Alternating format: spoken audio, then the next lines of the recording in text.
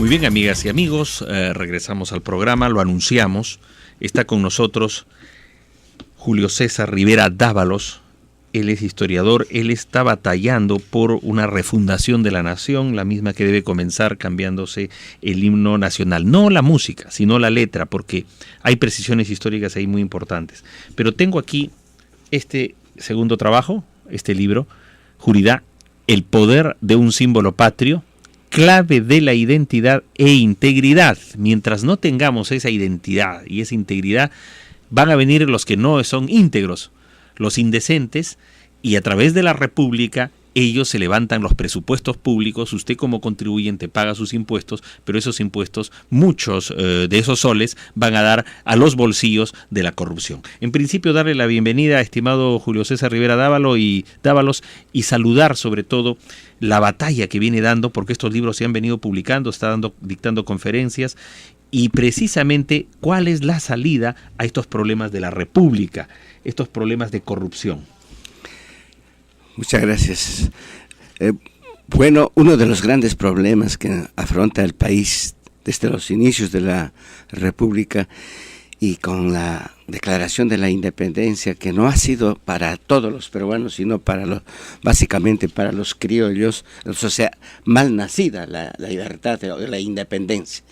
Es por eso que se necesita una refundación, como dices, ¿no? Y no seríamos los primeros en hacer esto. Lo ha hecho Francia varias veces, ha refundado la República. Quinta República, dice, por ejemplo, ¿no? La Quinta República. Claro. Entonces, pero todo esto, ¿por qué? Porque es necesario encontrarnos con nosotros mismos. ¿Y qué quiere decir eso?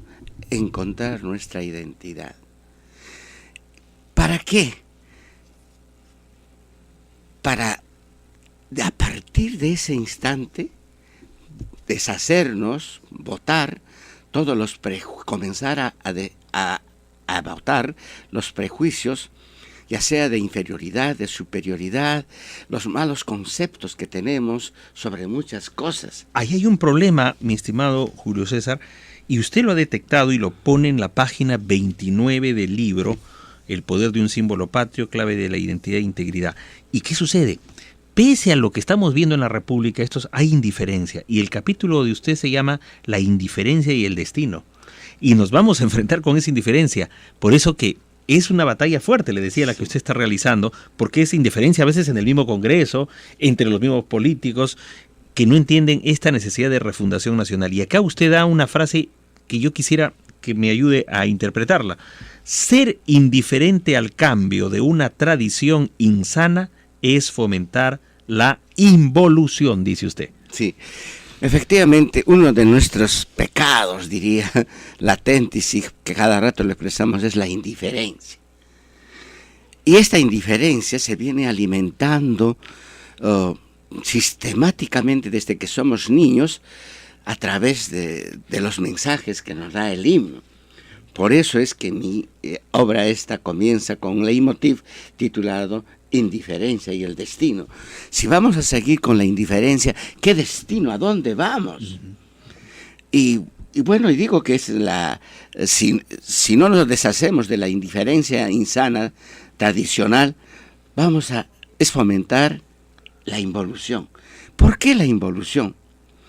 Porque estamos obligados a elegir, como siempre, entre el mal y el bien. El hombre constantemente elige, no puede escapar. Sí. Alguien dirá, ¿y si yo dejo de elegir? Está omitiendo de elegir, también está eligiendo la omisión. Sí. Entonces, debemos aprender a elegir y siempre en toda nuestra vida desde niños a saber diferenciar la paja del trigo. ¿Para qué? Para que nuestra conducta, nuestra idiosincrasia, nuestra manera de ser se encamine siempre por el bien, ¿no? Por ejemplo, elegir. Estamos viendo cómo IPIS, el Instituto Prensa y Sociedad, integrada por periodistas, el año 2014 recibe una donación de casi 1 millón de soles. Está bien recibir donaciones, pero sabiendo que esto ya había explotado en Brasil o de Odebrecht, yo no puedo aceptar una donación de una empresa cuestionada, de una empresa con directivos presos. Y eso es lamentable que periodistas de IPIS hayan, haciéndose los tontos, pecando de naif, hayan aceptado ese tipo de donaciones. Lamentable por eso, señores, y que la población los reconozca y vean que ellos no han sabido elegir entre el bien y el mal. Y además, usted acaba de decir algo, que el asunto es que nosotros no podemos dejar de elegir entre el bien y el mal. Y algunos se van a una vereda, el mal. Pero este libro está reivindicando el patriotismo. Yo estoy seguro, amigas y amigos, y aquí muestro este trabajo, debería ser leído por toda persona que quiera ser más patriota. ¿Qué es el patriotismo para Jurida?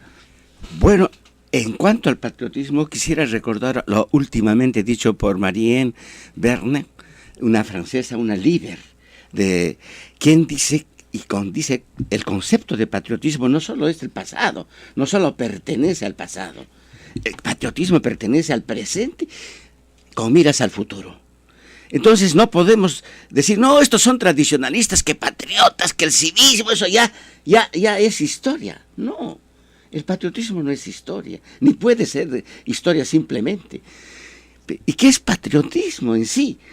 Entonces tenemos que conjugar el patriotismo con la acción de civismo y conjugarlo con la práctica de valores.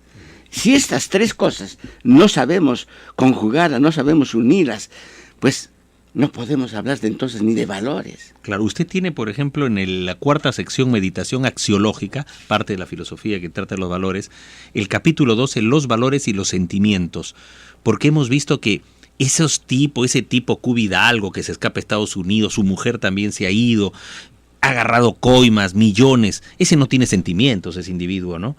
Ese Duinluyo hoy en Piedras Gordas, ¿qué sentimiento pueden tener sabiendo que hay tanta gente pobre, necesitada y ellos, caramba, corrompiéndose, ¿no? Y ese capítulo es tremendo lo que usted señala aquí en el capítulo 12 de los valores y los sentimientos. Claro, efectivamente, pero cuando hablemos de sentimientos es como hablar de personalidad. Siempre tenemos sentimientos, pero en este caso sentimientos malignos, sentimientos egoístas, que únicamente les interesa lo suyo, nada más. Entonces, por eso es importante lo que decía, ¿no? Siempre elegir los valores y tener en cuenta que los valores tienen dos polaridades. Los valores, el valor, el del bien y el mal, el antivalor y el valor. Entonces, el sentimiento elige el valor, ya sea en su polaridad positiva o negativa, dependiendo de su idiosincrasia, de su formación, de su capacidad. Entonces es muy importante esto de los sentimientos también, lo cual antes vamos a tener que educar la emoción, porque a veces no sabemos controlar nuestras emociones. Claro. Y entonces para todo esto es necesario partir por la identidad. La identidad. ¿Quiénes somos? Y en cuanto a identidad quisiera precisar un concepto a lo cual he llegado después de algunos estudios y pensar bastante.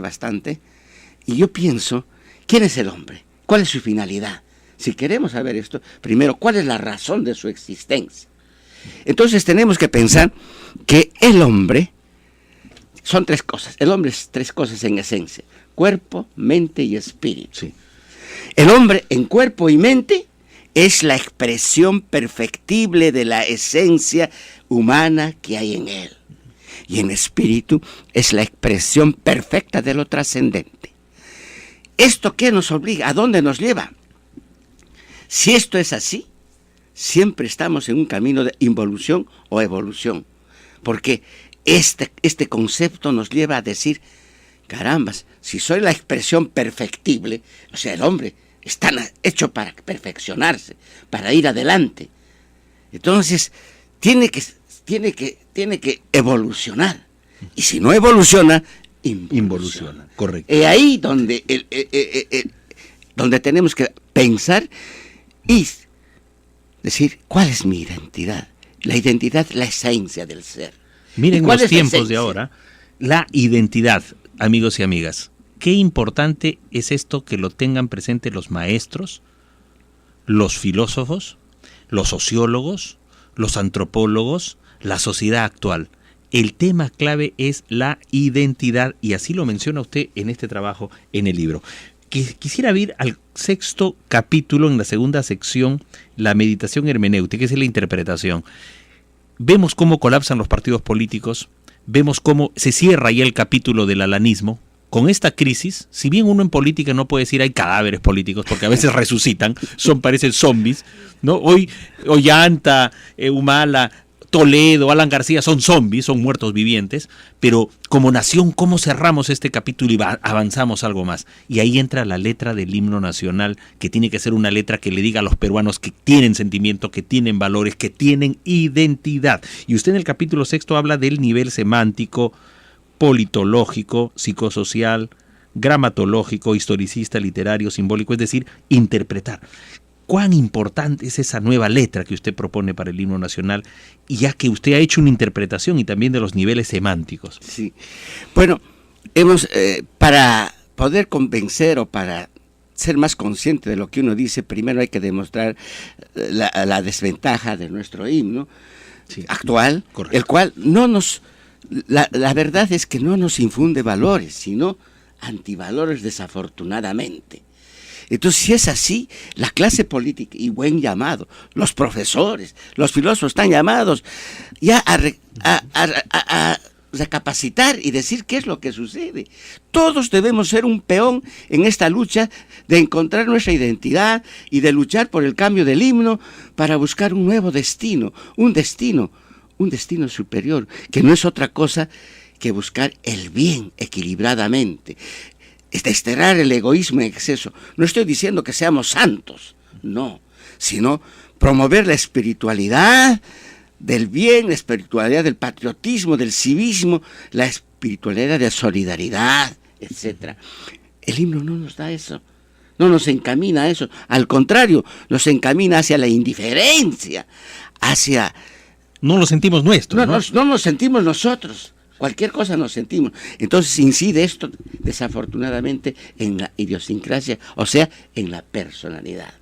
Y un pueblo que no tiene, cuya personalidad sea débil, ¿a dónde va a llegar? Va a ser presa de los corruptos siempre. ¿Por qué? Porque los corruptos es manipulable para ellos, un pueblo sumiso, conformista, que no piense. Entonces, se dan el lujo, ya hasta ahora, pareciera que es una ley, por ejemplo, que los contratos, el del presidente, ya no sean revisados por el Congreso. La Constitución dice que el Congreso debe aprobar. Y sin eso no valen. Pero pareciera que se ha hecho costumbre que ya el presidente tiene toda la facultad y de hacer cualquier tipo de contrato internacional. Y ahí donde surgen es el ejemplo, es el paradigma negativo para que otros sigan y hagan contratos con muchas adendas y se sobrevaloran las obras. Y nadie se da cuenta. Y dentro de la ley de esta, los usos y costumbres son ley. Y ya nadie lo observa. Es costumbre. Entonces es necesario despertar, no ser indiferentes. Pensemos en un destino, tal vez ya no para nosotros los mayores de edad, los adultos que estamos, sino para las nuevas generaciones. Ellos necesitan ver un Perú con una claridad, una ventana que les permita ir hacia algo mejor. Ahora, seguramente el público dice, de acuerdo, vamos a refundar la nación, hagamos todo lo posible, fuera los corruptos, alguien decía así siempre, y sucede, bueno, pero ¿por dónde comenzamos? Y aquí usted en el capítulo, en la segunda parte, Praxis Filosófica, el capítulo 15, propuestas metodológicas, en el 14, propuestas concretas, son 2 capítulos, el 14 y el 15, le pido que nos pueda ayudar en eso. Se hace la propuesta de la nueva letra para el himno nacional, propuesta de placa recordatoria, la canción nacional o himno. El himno que hoy tenemos en realidad es una canción, es un poema elegíaco, ¿no? Usted habla de una cruzada por el cambio del himno nacional en la página 293, hay un memorial de la ciudadanía peruana, hay que recolectar firmas, un padrón, y cómo sería el procedimiento para iniciar esa refundación partiendo de hacer la letra del himno acorde con las características de lo que son los himnos y no una marcha. Bueno, en la propuesta que hago, justamente me cuido de eso, es por eso que en el coro hablo, el mensaje del coro es que, permítame el tríptico. Ver, acá tiene usted, el tríptico. Ahí decimos con claridad, con justicia, vivamos en paz, igualdad y libertad, bendiciendo esta tierra sagrada, que la historia y Dios nos la dio. ¿Para qué? Para darle gloria, forjando el bien con saber y dignidad.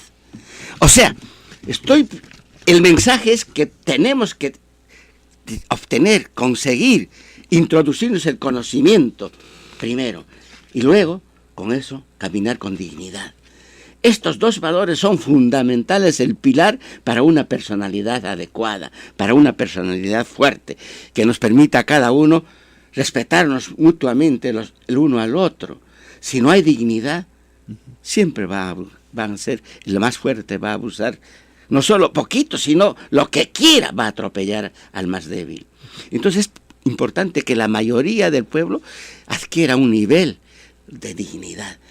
Y eso, si hacemos una estadística, vamos a encontrar que la dignidad está un poco muy venida a menos en la práctica. Usted tiene una página web, es www.ventanaperú.org, donde se encuentra esta letra. Sí, esta letra se encuentra en la página, efectivamente, www.ventanaperú.org en minúscula.